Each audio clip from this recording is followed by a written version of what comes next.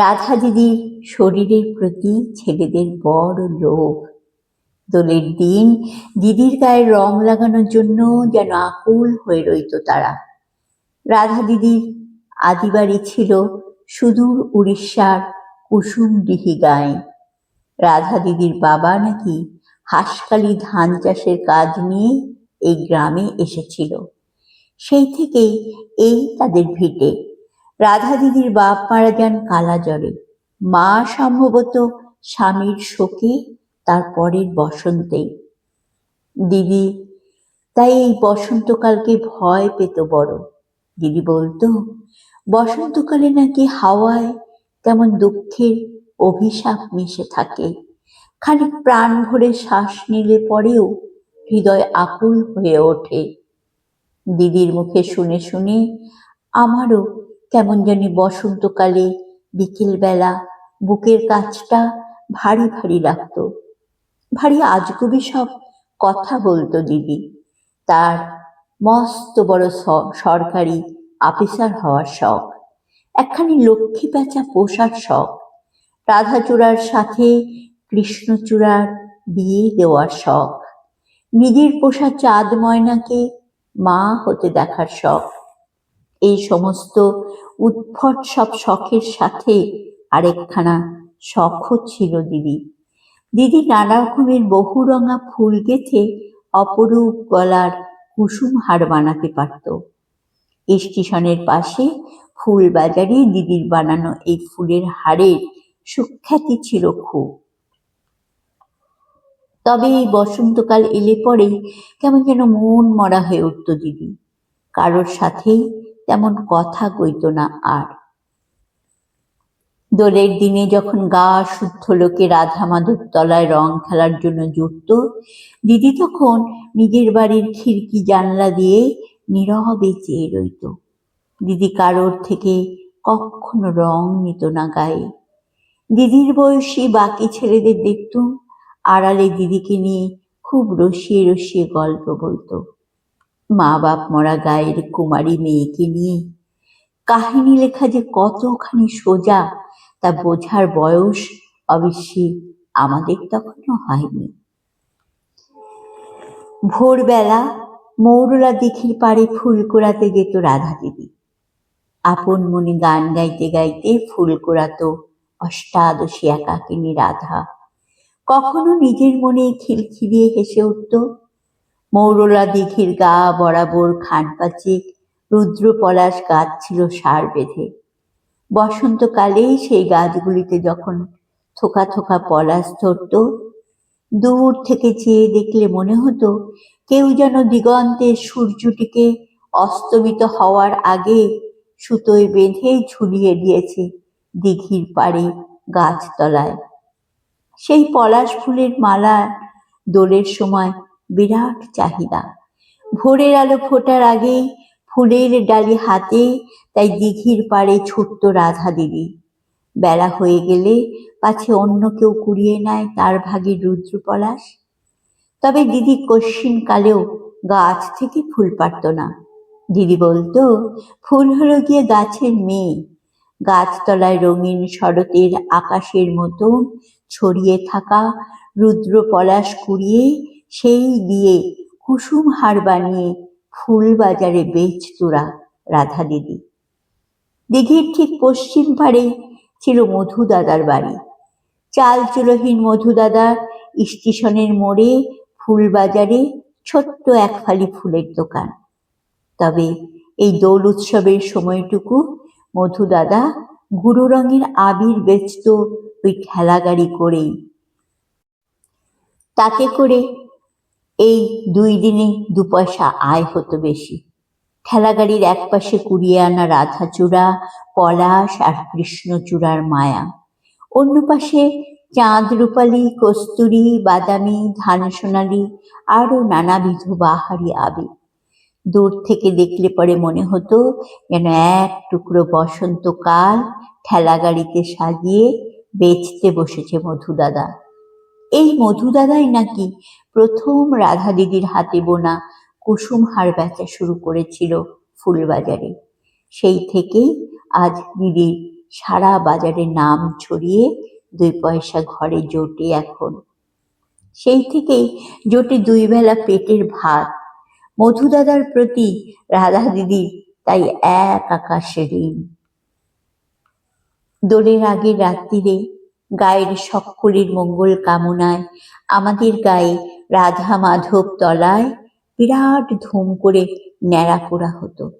ছেলেপুলে খড়ের আঁচড়া হাতে ধরে চিৎকার করতে করতে এসে জুটত মন্দির তলায়। আজ আমাদের ন্যাড়া পোড়া, কাল আমাদের দোল। মা বলতেন দোল পূর্ণিমার চাঁদের আলোয় রাধা মাধব সকলের মনোবাসনা পূরণ করেন। সেই দিনও ছিল এমনই এক ন্যাড়া পোড়া রাত। তুমুল হৈ হৈ উল্লাস, খড় পোড়ার আকাশচুম্বী আগুনের পাশে বসে বিট লবণ দিয়ে আলু পোড়া খাচ্ছিলুম আমরা সবাই। হঠাৎ হঠাৎ মৌরলা দিঘির পার হতে কান্নার সুরে ভেসে আসে এক নারী কণ্ঠ, তারই সাথে এক পুরুষ কণ্ঠের মর্মান্তিক চিৎকার। সবাই দৌড়ে গিয়ে দেখি দিঘির ধারে পলাশ গাছগুলোর পাশে বিছানো মধু দাদার রক্তমাখা আধমরা দেহ, আর সেই দেহ আগলে মরণ চিৎকারে কেঁদে চলেছে রাধা দিদি। দিদির শাড়ি শরীর ছেড়ে লুটিয়ে পড়েছে ধুলোমাখা পলাশ ফুলগুলোর গায়ে। মা কাঁদতে কাঁদতে আঁচলে চোখ ঢেকে ফেলেছিল আমার। স্বর্ণ ব্যবসায়ী মহেশ মোড়লের শহরের নেতাদের সাথে নিত্য ওঠা বসা, গায়ের লোক তাকে মান্যি করেই চলে। অনেকে বলেছিল লাজলজ্জাহীন অশ্লীল কোনো কুকর্মের মাঝে ওদেরকে ধরে ফেলে নাকি উচিত শাস্তি দিয়েছিলেন মহেশবাবু। মহেশবাবু বলেছিলেন মানুষ জানোয়ারের মতন কাম লালসায় মত্ত হয়ে উঠলে সেই জানোয়ারদের মানুষ করাই আমাদের কাজ। আহত মধু দাদা অবশ্য করুণ স্বরে বলেছিল এক অন্য কাহিনী। টিউশনি ফেরত রাধা দিদিকে একা পেয়ে নাকি মহেশবাবুর দলের কিছু মাতাল ছেলেপুলে মুখ চাপা দিয়ে টেনে নিয়ে যাচ্ছিল দিঘির পাড়ে জঙ্গলে। সেই দিঘির পার হয়েই বাড়ি ফিরছিল মধু দাদা। দূর হতে ভেসে আসা রাধা দিদির কাতর স্বর চিনতে পেরে প্রাণপণ দৌড় দিয়েছিল সে মাতালগুলোর দিকে। মধু দাদার কাঁধের কাছে ভোজালি বসিয়ে দিয়ে পালাতে পারলেও রক্তের ভয়ে রাধা দিদির শরীর উপভোগ করতে পারেনি মাতালগুলো সেদিন। মহেশবাবু অবশ্যই সে কথা নস্যাৎ করে বলেছিলেন যে তার থেকে নাকি ব্যবসার খাতিরে অনেক টাকা ধার করেছিল নেমোখারাম মধু। সেই ধার শোধ না করার খাতিরেই নাকি তার ছেলেদের উপর এই মিথ্যা অপবাদ।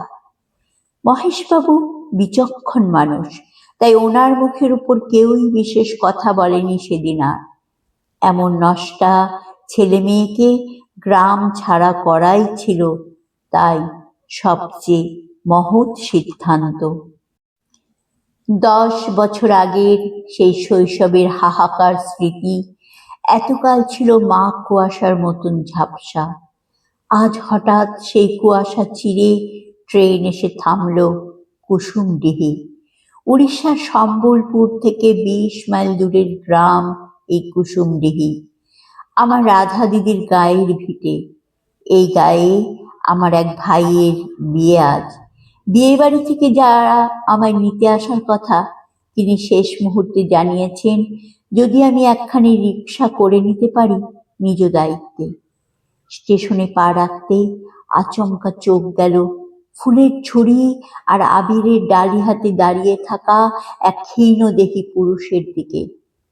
বুকটা কেমন লাফিয়ে উঠল। এই আনত মাধুরী, এই মুখশ্রী যে আমার অতিশয় চেনা, কিন্তু এই কি জীর্ণ দশা হয়েছে তার।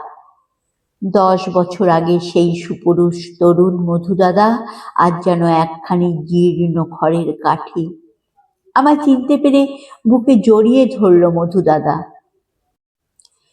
2-1খানা বাক্য বিনিময় শেষে খানিকটা যেন অধিকারের বশেই জোর করে ধরে নিয়ে গেল তার ফুল সাজানো রিক্সায়।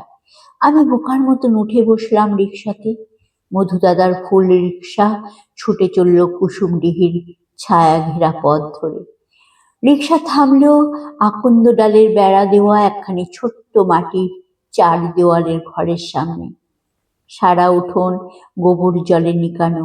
সামনে চৌকাঠে কয়েক হাত জায়গার মধ্যেই এক ফালি বাগানে ফুটে রয়েছে ধরনীর সমস্ত জাগতিক ফুল।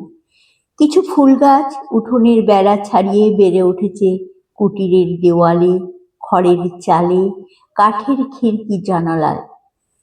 উঠোনের পিছনে সরকাঠি দিয়ে ছাওয়া এক চিলতে মতন খামার বাড়ি। চারিপাশে ধেই ধেই করে লাফ দিয়ে খেলায় মত্ত 2খানা ছাক শিশু। একখানি বাছুর ঘুমিয়ে রয়েছে তার মেঘ সাদা মায়ের কোলে। মধু দাদা ঘরে ঢুকেই ডাক দিতেই ঘর থেকে বেরিয়ে এলেন এক আধা ঘোমটা নেওয়া গৃহবধূ। আমায় দেখা মাত্র যেন তার চোখ ছাপিয়ে জল এলো।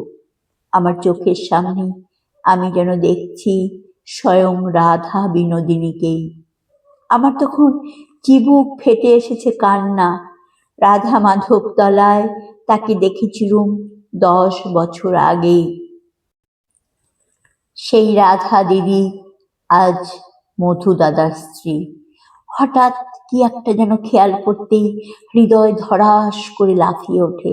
মনে পড়ে মধু দাদার ফুলের দোকানের উপর হলুদ রঙে লেখা ছিল প্রযত্নে মাধবকান্ত শীল। মধু দাদার ভালো নাম তো মাধব। মাধব মানে তো শ্রীকৃষ্ণ। রাধা দিদি তখনও ফুপিয়ে কেঁদে চলেছে আমার দুটো হাত ধরে। উঠোনের নৃত্যে মত্ত ছাগলছানাটি গিয়ে শুয়ে পড়েছে গাভীটির কোলে।